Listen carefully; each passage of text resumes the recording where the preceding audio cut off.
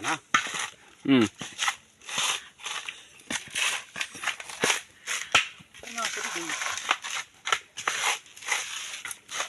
Magandang hapon sa inyong lahat mga lodi. Ako po si Marlon Magno, taga Dolores, Eastern Samar. Ito, tingnan nyo ang ginagawa ko. Naghihirap para magkapera. Pero itong nakakamangha dahil ako ay isang bulag na nakakapaggawa ng kahit ano-ano. Pero alam ko, mahirap paniwalaan yun. Pero tingnan nyo. Ito. Nakakapagbalat ng ano, ng nyog.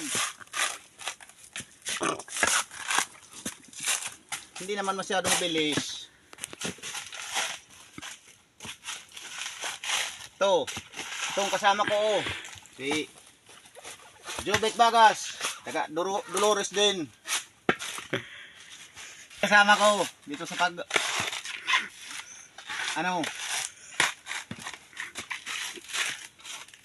dito sa pagsasaka. Utdo.